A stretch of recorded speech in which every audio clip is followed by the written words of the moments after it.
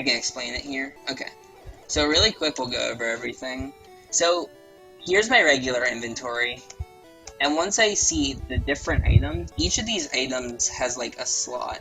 So this, let me move my OBS so I can see.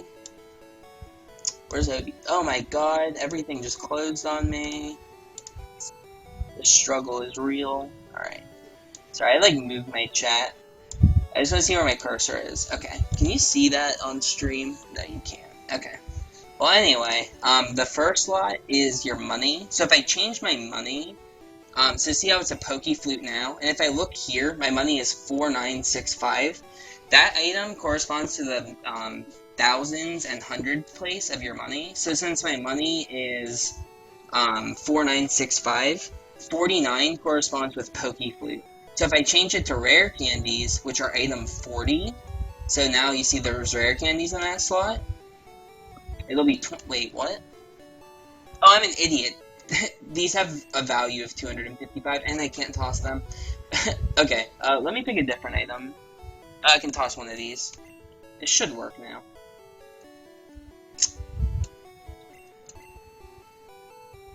What? Oh wait, candies are 28, right? Yeah, okay.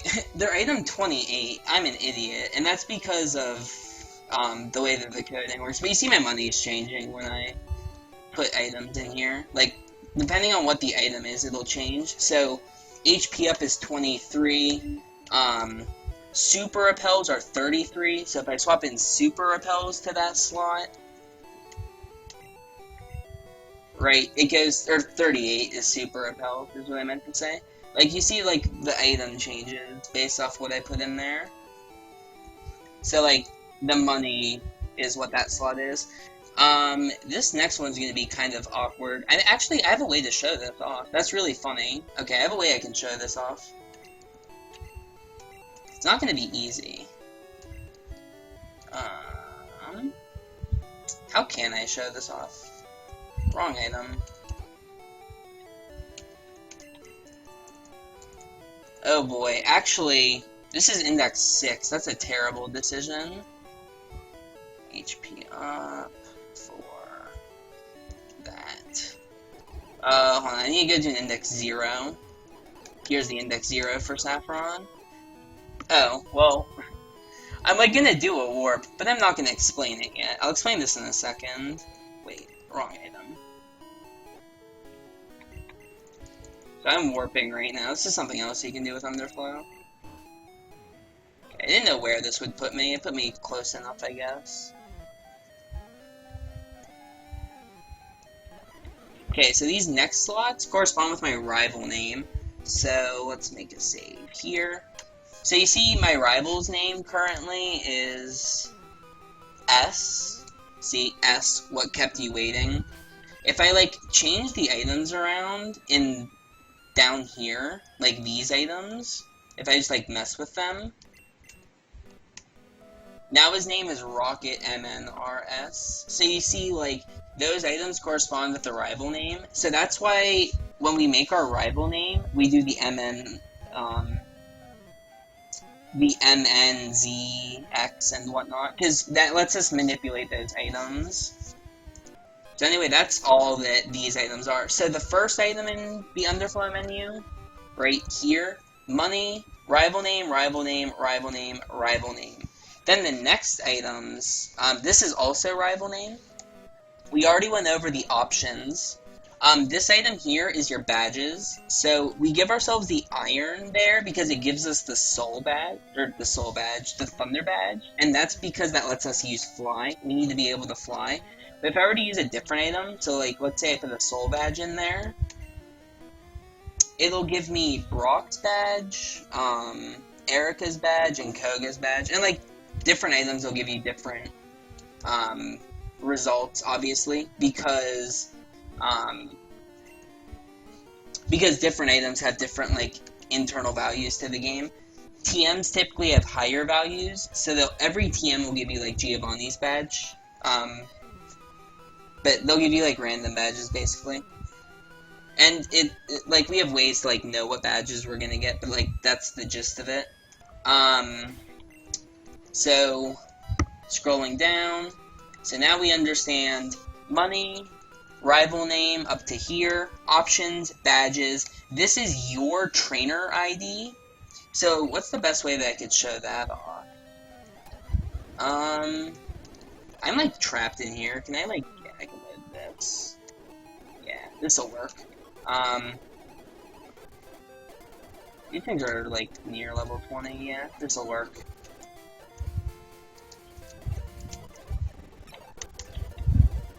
So like, you know how Pokemon obey you? I forgot, it's only 20. So like, so what badges do I have? Okay, I'm gonna give myself no badges. So again, if I swap this item with... Is there a J item here? Perfect. So now it says I have 0 badges, because the J item is the valued 0 item. But then if I do this, so let me go up here again.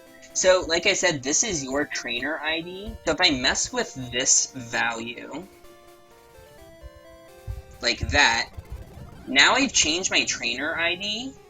So the game now goes, this Pidgeotto you caught is no longer yours because the Pidgeotto's value is different than the value of my trainer ID. So that's how it checks if Pokemon obey you. It doesn't have like a thing that says, oh, you caught that Pidgeotto. It's like, that Pidgeotto's ID is different from your ID, therefore it won't obey you. So that's how it does that. So that is these 2 slots here. So now we know. Pokeflute, so this is money, rival name, rival name, rival name, rival name, rival name, options, this is badges, this is trainer ID and trainer ID. This will also always be Master Balls, so that's how we get our Master Balls typically. And again, you can get them lower if you don't get a good value here, because these 2 items are completely random. This bicycle here can be any item in the entire game, and this Master Ball count can have any value in the entire game, which makes it kind of interesting. Then this item is the screen brightness, so if I toss some of these, it'll change the brightness of the screen. That's literally all it does. I didn't change any other effects, it just makes the game darker. But what's convenient about it is it's almost always going to be Ultra Balls, with a quantity of 256, because 0 and 256 are the same item. Next, this stuff deals with the map. So like Hyper Potions, HM04, Moonstone, and this J item, and up to this Moonstone, all these slots deal with the map. And they have all kinds of crazy effects. Like if I swap these 2 items, it'll like break the map, and yeah, the game will crash. Like messing with those items typically breaks the game pretty badly. But the important thing is understanding like how they work. For example, this Ice Heal is currently my X position on the map. So if I change it to a different item, so let's pick HP up. So now the game thinks I'm in a different position on the map. So like if I walk to the right and stuff like that, it'll change also the value of the item. So, it's kind of hard to explain, but, like, this is how we can manipulate items. Like, see, now it's an Old Amber, which is obviously a useful item. We get the fossils this way. That's really the only way we use it in the run. So that's that slot. This HM04 we never mess with, as well as these Hyper Potions. So, essentially, for, like, usefulness for Catch 'em All, here's the Ultra Balls. Never mess with, and then we only mess with this one time, and the time that we mess with this slot is when we mess with when we get the fossils. And then this is the warping items here, so this is like the most important slot, most likely for the run. Let me load the save state and we can mess with it. Okay. So I'll explain warping. It's tricky to explain, to say the least. So the way that you can typically tell when you're warping is when you're scrolling down, it'll almost always be Ultra Balls, followed by an HM. So like as I said before, this is the screen brightness. There's almost always an HM here, and then 2 items below the HM is the warping slot. So it's currently Master Balls times 18, and the reason for that is I'm currently on Route 7, I believe, and Route 7 has an internal value of 18. So for example, Viridian City has an internal value of 1. Oh, I forgot, this is a special area. Let's go to Saffron. Now I can explain it. So Saffron has an internal value of 6. Essentially with towns, it's the order that, like, when you try and fly, it takes you to. So, like, Vermilion has a value of 5. So if I change this value to 5 and leave this, it'll put me in Vermilion. And then the way it also works is each location has an index. So, like, this mart has an index of 2. This center has an index of 0. The boat has an index of 5. Like, everywhere has an index, and that's a lot more, like, confusing to talk about. But, like, just know that everywhere has, like, an index. We almost always use index 0, which is why warping from here is nice. So again, map number 4 is Lavender. So this will take me to Lavender. Map number 3 is Cerulean, so let's go to Cerulean. Let's just show it off. So this is the index 0 for Cerulean, so I'm actually trapped unless I can teleport. Like, you get the idea. Like, that's how it works.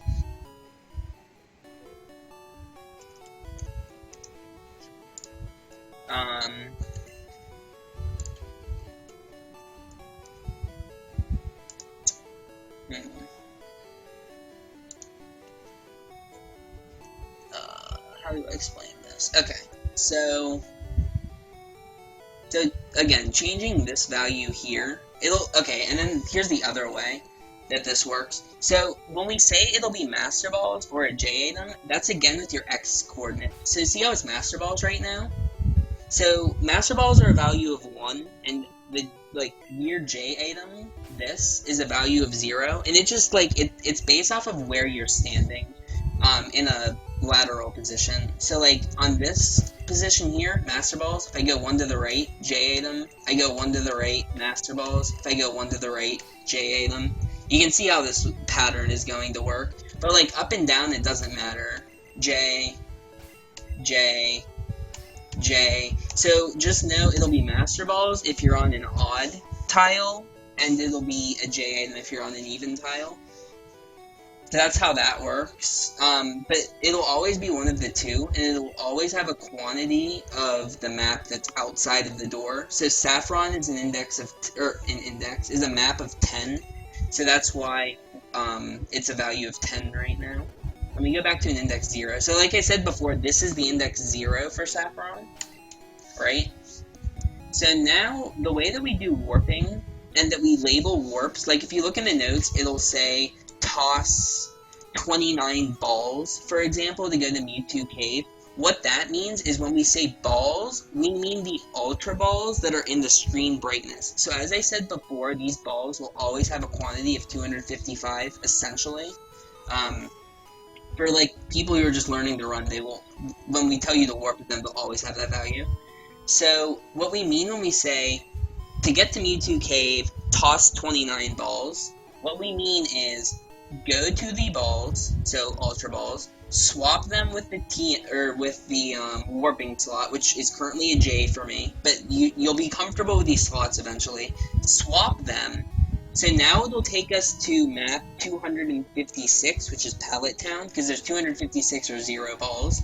But if we change this value by tossing 29, like the notes will say to get to Mewtwo Cave, toss 29 balls. We've now changed the value to 227, which is the value of the bottom floor of Mewtwo Cave. And because we're warping from index 0, it'll take us to index 0 in Mewtwo Cave, which is this ladder. So that's how warping works, and, like, how we explain it. Whoops. Teleport. How do I want to do this? Sorry, I'm trying to get to Vermilion so that I can explain the warping better. Okay. So, most of our warps we do from here. And the way it works is, again, it'll either be balls or TMs. If it says TMs, if you scroll down here, you'll eventually see a stack of TMs right here. Um, I guess I'll explain this now. Okay, so as I said before, so now, like, the slots that you have an understanding of should be, if we go back up to the top, it's money, rival name, rival name, rival name, rival name, rival name, options, badges, your trainer ID for the next two, the screen brightness, that's almost always Ultra Balls, don't mess with, the X position of the map, kind of confusing explanation, but basically, as I move left and right, this item changes, and we're able to use that to get different items. So you can see town map, next will be bike, next will be a question mark item. As you move left and right, that item changes. The warping item, and then this isn't super important to explain and mess with, and neither is this. Neither of these items are super important to mess with anymore. They used to be.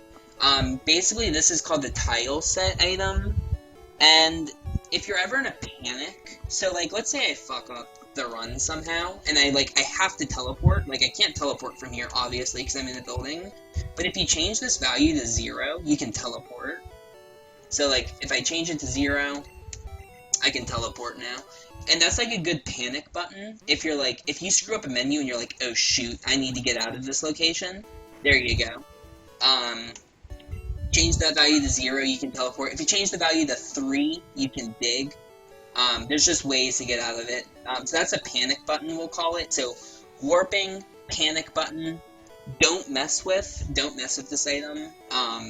We don't mess with it in the run, you don't need to mess with it. Don't mess with this item either. And then this is a very important item. This is called the TP item. So it's 4 items below warping. So warping is 1, 2, 3, 4. And then this is the TP item. We call it the TP item because it's called the text pointer item. So, like, if I talk to Nurse Joy, she's gonna ask to heal my Pokemon, right? But if I change the value of this item, so let's just swap it with this, I don't know. Okay, she still tells me to heal. I will find an item that she tells me something different. This. Yeah. So now I've crashed the game. But, like, you get the idea. Oh, XY confirmed in Gen 1.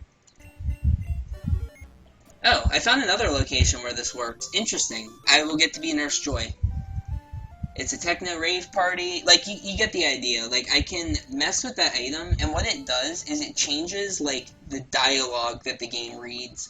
So, normally, Nurse Joy would heal me here, but because I changed, like, where it's pulling that, like, that stored location for what dialogue needs to appear, this is the dialogue that the game happened to pull up, which is obviously not supposed to be a thing, but, yeah. I've seen this before, so what'll eventually happen is, there'll be a cry, and then Nurse Joy will go away. And yeah, that's just what happens. I think a random trainer goes away. It may not be Nurse Joy. I don't know what's gonna happen. But, like, there's all kinds of cool effects you can get with this, but there's only a few important ones. Yeah, so she's gone.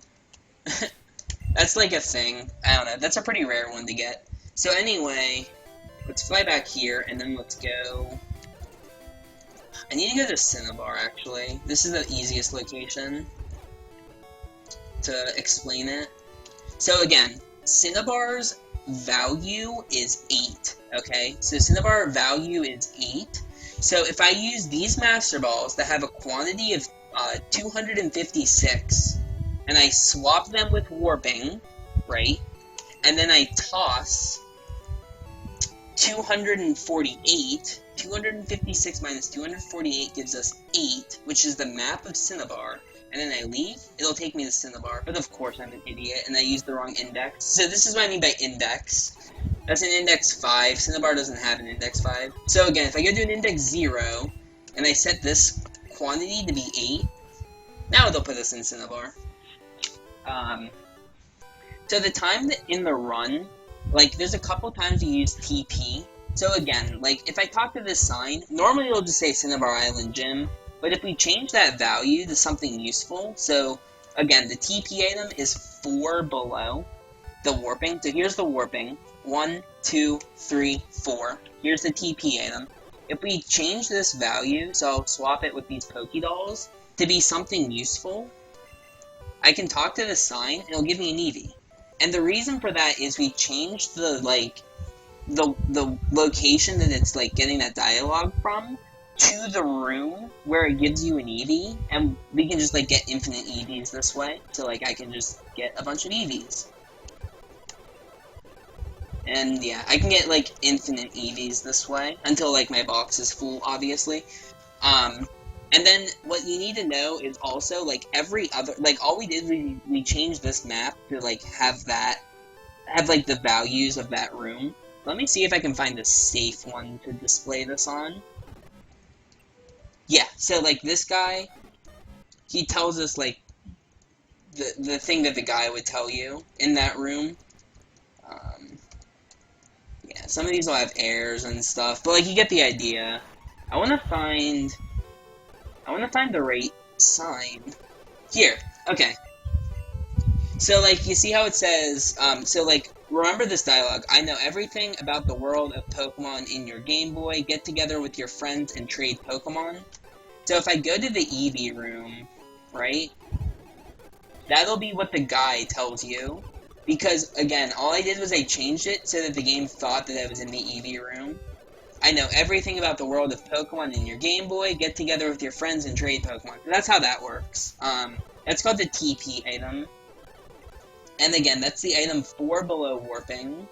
So now for Underflow, we have money. Rival name, rival name, rival name, rival name, rival name.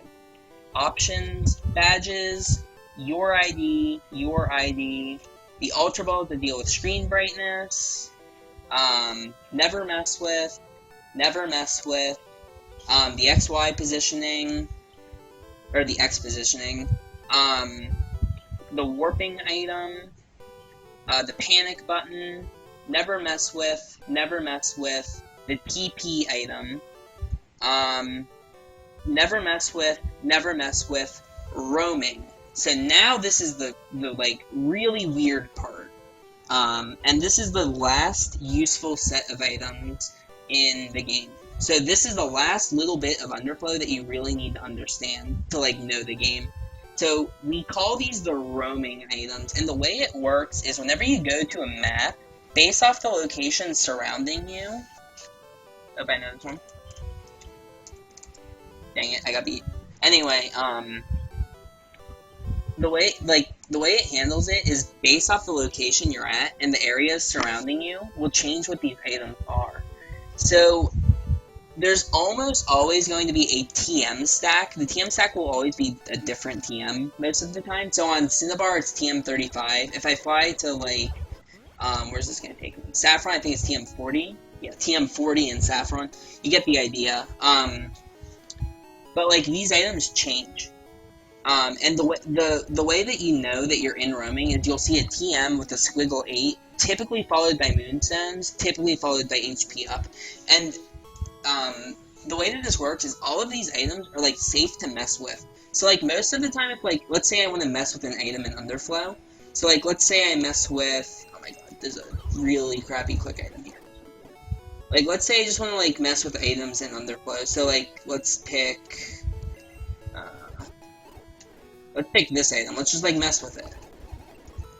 The game gets, like, glitchy, right? And now the game's gonna crash, or I have to, like, panic teleport. Stuff like that. But, like, with the roaming items, you're completely safe to mess with them, as long as you're in a building. There's very rare times that the game crashes if you mess with them otherwise. So, like, all these items, I'm just, like, completely safe to, like, screw around with them as much as I want. Like, let's just toss some... I don't know. Let's just, like, toss a bunch. Nothing bad's gonna happen. Like, nothing wrong, no map problems, etc. Like, you're completely fine to mess with them. And what's convenient is, because we can mess with them safely, we can, like, use them for the runs. Like, that's how we get moonstones. We use these TMs to warp all the time. If it says use roaming TMs for a warp, so, like, for example, when you warp from here, you'll use roaming TMs. What we mean is scroll down to the roaming items. So, like, I'm in Underflow, so now I know, like, when you're starting runs, you'll go through, like, this mentality slowly, but, like, after a little bit, you'll, like, understand it. You'll be, like, money, rival name, options, badges, your ID.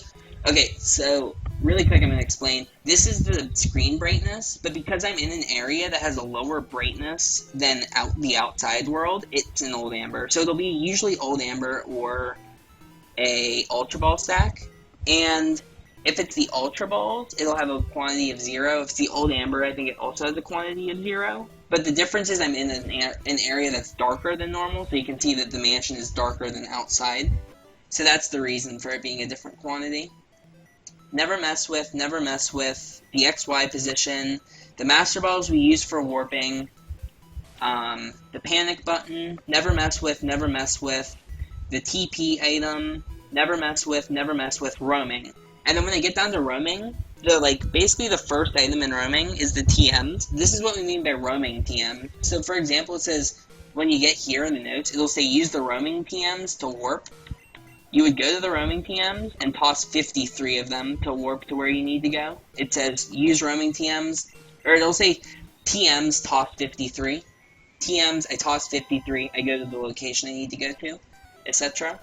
So that's what I mean by roaming TMs, and all this is roaming. Still roaming, still roaming, still roaming, and then once you hit here, it's not roaming anymore, but you can see how big roaming is. And then once you get like this low, it's like, it's still roaming, but it's like scarier to mess with. But like, you'll see like flashes here, where it like cancel, and then there's like cancel and stuff like that. It's kind of hard to explain, but like, most of this is safe to mess with, but you only ever go down this far one time in the entire run, and that's when you're getting 9F, which is like way down low. But like, you get the idea. Like, most of it is safe to mess with. So anyway, that is the full item underflow usefulness for the run sort of stuff.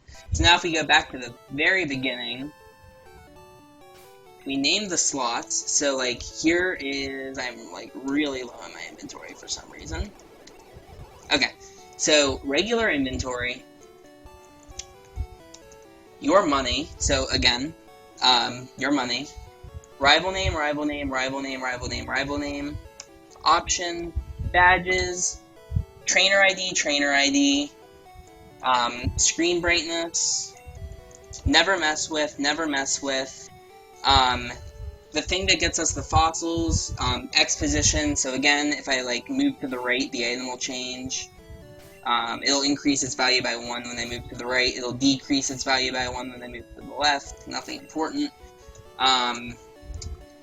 Warping, panic button, again, you can change this value if you're ever desperate. You never change it in the run normally. Actually, you change it to warp out of, that's how we teleport out of the mart as soon as we get underflow, but that's the only time. Like, it's very rare you mess with it. Never mess with, this is the TP item, which is how we get a few different things in the run. And you saw how, that's like the thing we used to get Eevee, Magikarp, Golem, Gengar, Vulpix, etc. Never mess with, roaming PMs, and then once you see the roaming PMs, that's the start of roaming, so this is all the roaming items. Roaming goes all the way to pretty much right here. All of this is safe to mess with. This is the index changer, but like, this isn't important. You never mess with this in the run anymore. And then you scroll down farther, this is still basically roaming.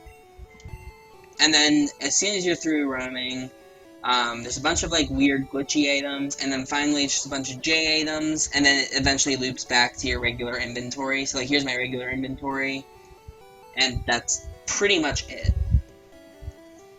That is Underflow in a nutshell. There is a lot to it, like a lot to it, and it's kind of hard to like learn that at first, but as soon as you learn it, it becomes pretty simple to do the run. Because once you're confident with Underflow, like, all you need to practice is the LG fly section, and then once you practice that, you're pretty much set. So, like, understanding Underflow is just the most important part of the run, and hopefully this kind of helped a little bit. I'll probably just, like, highlight this and call it, like, in-depth Underflow tutorial, but, like, I don't know, it's not too important that this gets saved, but there were a couple people who wanted to learn the run in chat, so I figured I would explain it. I'll probably just highlight this and, like, put it on YouTube. I don't know. But, like, literally the whole thing is, like, once you know the Underflow stuff, just follow the notes for your first run, and you'll learn the run, and then follow the notes a little bit faster paced your second run, and you'll learn the run a little bit more. But, like, all you have to do to, like, understand the game, you don't even need to know D-Sum, like, your first run. Like, D-Sum is something you can practice your second run. Because if your goal is, like, a 5-hour run, you don't need D-Sum. Like, you'll eventually just get, like, enough encounters. Like, it won't be as good, but, like, you don't need a great run your first time through. So, yeah, that is Underflow. Alright, back to this.